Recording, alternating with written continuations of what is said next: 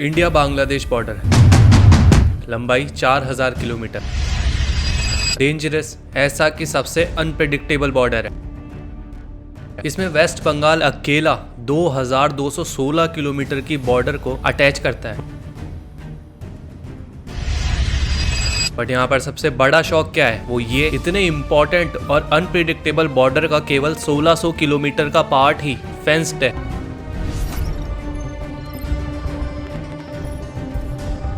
बाकी का 500 किलोमीटर का पार्ट बिल्कुल खुला मतलब जंगल, पहाड़, नदियाँ।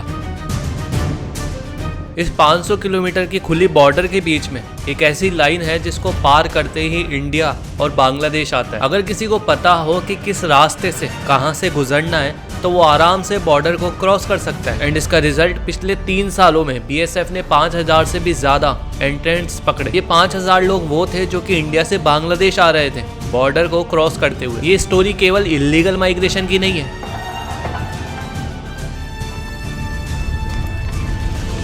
ये एक साइलेंट वेव है जो वेस्ट बंगाल की पॉलिटिक्स, इकोनॉमी और कल्चर को बदल रही है। आज हम खोल रहे हैं इंडिया की वो फाइल को जिसका एसआईआर का सबसे बड़ा इम्पैक्ट पड़ा है। SIR the Bengal file. 15 अगस्त 1947 को इंडिया आजाद हुआ। बंगाल को मिली एक ऐसी तकदीर जो उसके लोग कभी नहीं भूल पाएंगे। पार्टीशन से पहले बंगाल पूरा एक था, एक कल्चर, एक इकोनॉमी। हिंदू और मुस्लिम दोनों एक ही जमीन पर एक ही हवा में आराम से सांस लेते थे। फिर एक रात एक टेबल पर एक ब्रिटिश ऑफिसर ने पेन उठाया और लाइन खींच दी। बस इतना सा काम, बट उस एक लाइन से लाखों जिंदगी बदल गई। West Bengal India, East Bengal Pakistan, और शुरू हुआ साउथ एशिया का सबसे बड़ा और सबसे दर्दनाक माइग्रेशन।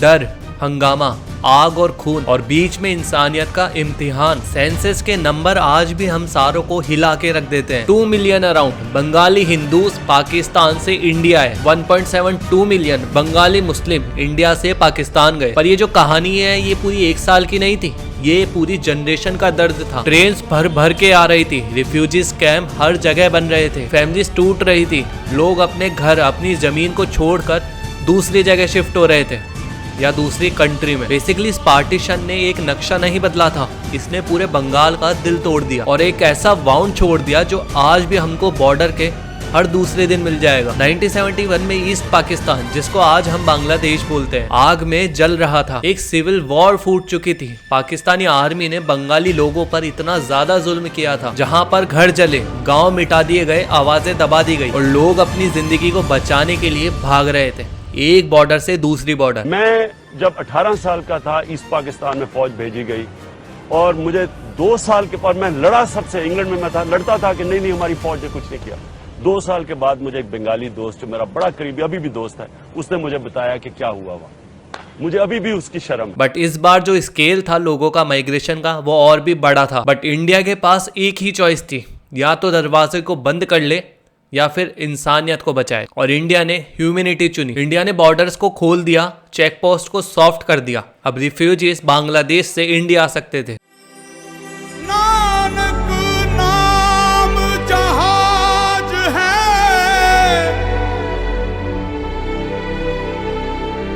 चढ़े सो उतरे पार। बेसिकली एक पॉलिटिक्स नहीं थी, ये एक डिसीजन लिया गया था ह्यूमैनिटी के लिए। लाखों लोग बांग्लादेश से इंडिया है, इंडिया में उन्हें शेल्टर दिए गए, खाना दिया, दवा दी और सबसे इम्पोर्टेंट उनको जिंदा रहने का मौका दिया, जो कि बांग्लादेश में उनको नहीं मिल रहा था। लेकिन हर एक इंसानियत वाले डिसीजन की लॉन्ग टर्म की एक प्राइस होती है जो उसको चुकानी ही पड़ती है। 1971 के बाद बॉर्डर के पास जितने भी शहर थे उन सब की डेमोग्राफिक हिलने लगी थी। जहां पर रेशियो पहले बहुत स्टेबल था कि हर एक सिटी में हिंदू इतने हैं, मुस्लिम इतने हैं, वो रेशियो बिगड़ने लगा। और जो डेमोग्राफिक चेंजेस 1971 के बाद स्टार्ट हुआ था वो आज भी हो रहा है। चलिए अब हम नंबर्स की बात करते हैं, क्योंकि नंबर्स कभी झूठ नहीं बोलते। 2025 तक वेस्ट बंगाल की टोटल पॉपुलेशन 9 करोड़ थी, बट यहाँ पर असली कहानी जो है वो उन शहरों पर छुपी है जो बॉर्डर के पास है। शहर जैसे मुर्शिदाबाद, मालदा, ये वो एरियाज है जो बांग्लादेश बॉर्डर के बिल्कुल पास है। 1971 में इन डिस्ट्रिक्ट में मुस्लिम पॉपुलेशन थी 12%, मतलब हर 100 में से 12 लोग आपको मुस्लिम मिलेंगे, और आज ये पॉपुलेशन 30 से 35% हो गई है। मतलब हर 100 में से 30 से 35% लोग आपको मुस्लिम मिलेंगे ही। बेसिकली इतना बड़ा चेंज माइग्रेशन की वजह से कैसे हुआ? इसमें सबसे इम्पोर्टेंट फैक्टर है इकोनॉमिक माइग्रेंट, मतलब वो लोग जो बेटर काम ढूंढने के लिए बांग्लादेश से इंडिया है। इनमें आते हैं डेली वेज वर्कर,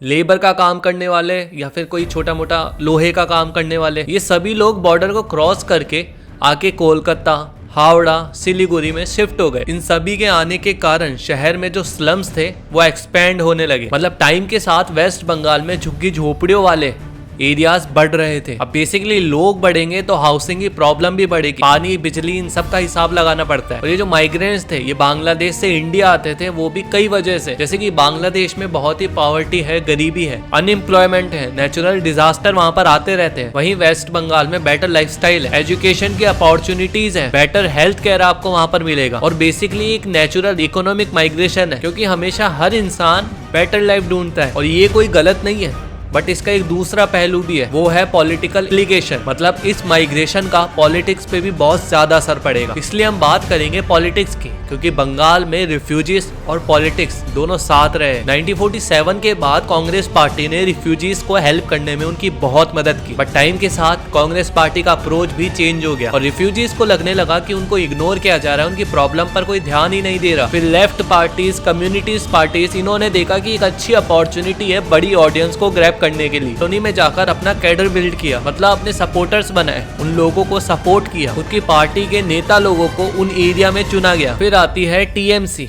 और यहाँ पर एंट्री होती है ममता बनर्जी की। टीएमसी ने एक ऐसा डिसीजन लिया, मतलब उनका अप्रोच था कि रिफ्यूजीज की ज्यादा से ज्यादा हेल्प करना, उन्हें राइट्स देने चाहिए। 2019 में टीएमसी पार्टी ने 94 रिफ्यूजीज कॉलोनीज को free hold land right they दिया। मतलब वो लोग जिस जमीन पर रहते थे, जिस जमीन पर वो माइग्रेंट कर रहने लगे थे, उस जमीन पर अब उनका कब्जा हो चुका है और लीगली ऑफिशियली वो जमीन अब से उनकी है। और इसके बाद टीएमसी पार्टी ने 237 और कॉलोनीज को वही राइट देने का प्रॉमिस किया। अब रिफ्यूजीज कम्युनिटीज को सोशल सिक्योरिटी दी जा रही थी, उनको हाउसिंग दे रहे थे, उनको लैंड प्रोवाइड करवाए रहे। अब ये जो स्ट्रेटेजी थी ये पॉलिटिकली बहुत ही ज्यादा स्मार्ट थी और रिफ्यूजीज को लगने लगा कि टीएमसी पार्टी मतलब ममता बनर्जी उनके साथ है और वो टीएमसी को वोट देना शुरू किए। बट यहाँ पर टीएमसी अकेली भी गलत नहीं है, हर पार्टी में रिफ्यूजीज को वोट बैंक की तरह ही देखा गया। कांग्रेस ने किया, लेफ्ट ने किया, टीएमसी ने किया और बीजेपी भी अब कर रही है। और यही पॉलिटिक्स की स्ट्रेटेजी है,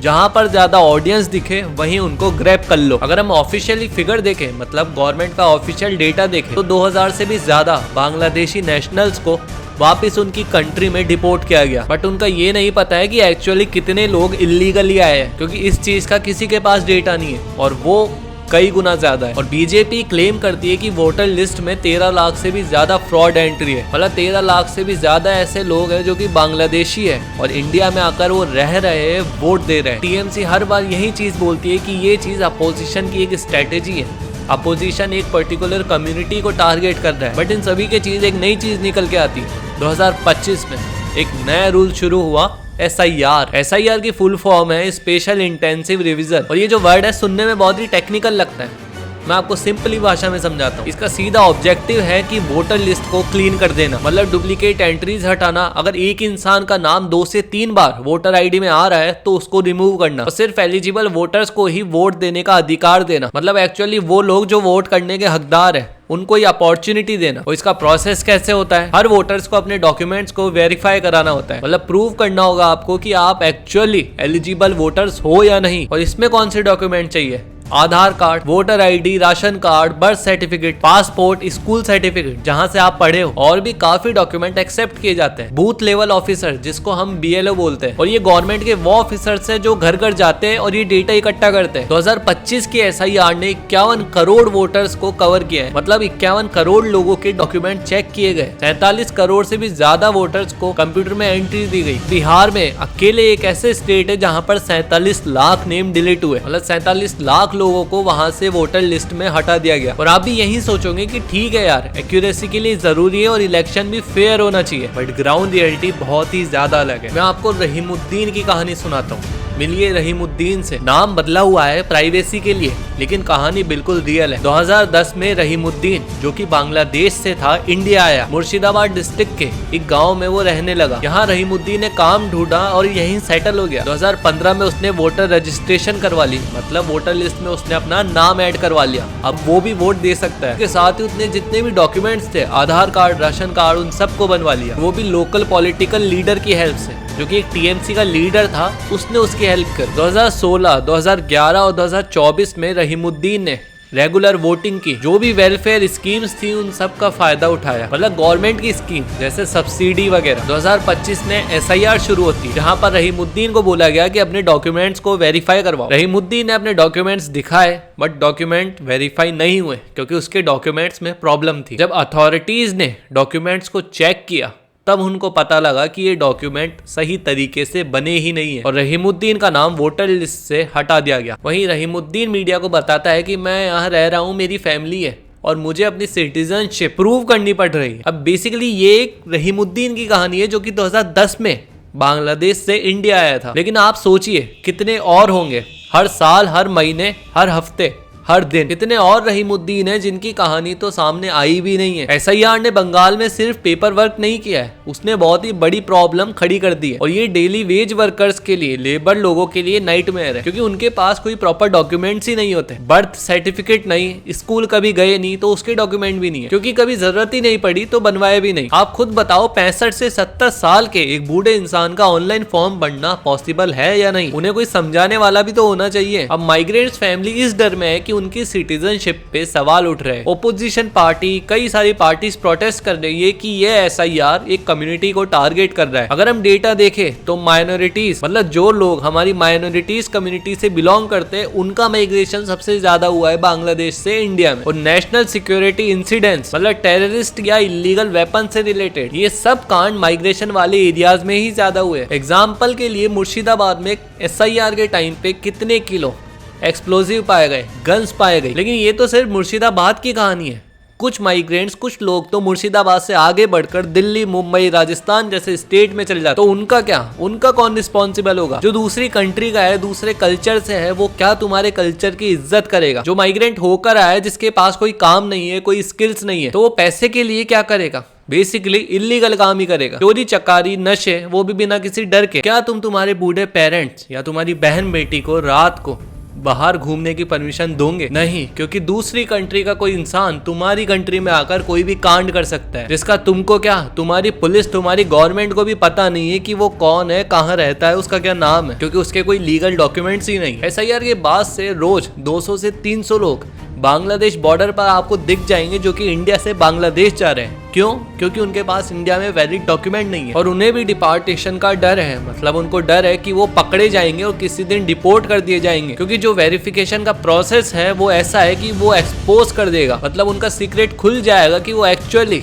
इलीगली यहाँ पर रह रहे थे। SIR सिर्फ बंगाल में नहीं चल रहा, पूरे देश में चल रहा है, इंडिया के हर एक स्टेट में चल रहा है। पर बंगाल में ये ज्यादा सेंसिटिव है। क्यों? क्योंकि बंगाल की हिस्ट्री बहुत ही ज्यादा खराब है। पार्टीशन का दर्द है, माइग्रेशन की लेगेसी है, मतलब एक लंबी कहानी है। और बॉर्डर भी इतनी कॉम्प्लेक्स है, इसका कोई सिंपल सॉल्यूशन भी नहीं है। दूसरे स्टेट में भी चैलेंजेस है, इश्यूज है SIR के कारण, बट बंगाल में बहुत ही बड़ा इशू है। यहाँ आइडेंटिटी का सवाल है, बिलोंगिंग का सवाल है, मतलब तुम इंडियन हो भी या नहीं। इंडिया टुडे, इंडियन एक्सप्रेस, इन सभी ने इन सब चीजों पर रिपोर्ट की है। एक केस था मिट्टू मोला का, जहाँ पर उसने ओपनली एडमिट की ये चीज कि वो बांग्लादेशी है और उसने इंडियन इलेक्शन में वोट दिया, वो वापस बांग्लादेश जा रहा है। ऑफिशियल फिगर ये बताता है कि रोज मुर्शिदाबाद और मालदा जैसे डिस्ट्रिक्ट में 150 से 200 लोगों को पकड़ा जाता है, जो कि इलीगली वहां पर रह रहे थे। और ये वो लोग हैं जिन्होंने इलीगली एंट्री की, फेक डॉक्यूमेंट बनाए और वोटिंग भी किया। बट एक सवाल है जो बार बार उठता है कि अगर किसी के पास डॉक्यूमेंट नहीं है तो क्या वो सिटीजन नहीं है? और SIR का कहना है कि 13 टाइप्स के डॉक्यूमेंट एक्सेप्टेड है, मतलब अगर आप 13 टाइप के डॉक्यूमेंट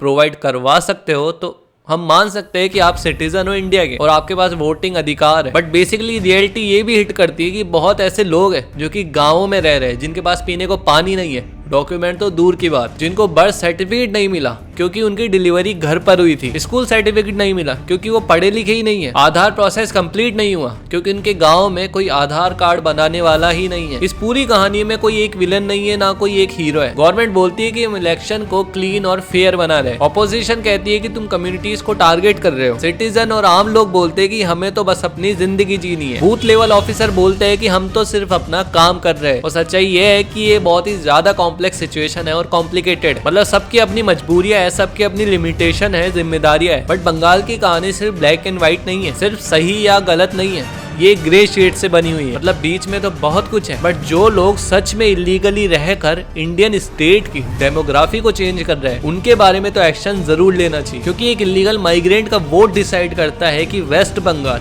मतलब इंडियन स्टेट में किसकी गवर्नमेंट रहनी चाहिए या नहीं। एक फेक वोट पूरा इलेक्शन बदल सकता है, गवर्नमेंट बदल सकता है और पॉलिसीज बदल सकता है। और ये सिर्फ नंबर्स का खेल नहीं है, ये बात है डेमोक्रेसी। होप आज का वीडियो आपको अच्छा लगा हो। लाइक करें मेरी वीडियोस को, सब्सक्राइब करें मेरे चैनल को और शेयर करें अपने दोस्तों के साथ। मिलते हैं नेक्स्ट वीडियो में। जय हिंद, जय भारत।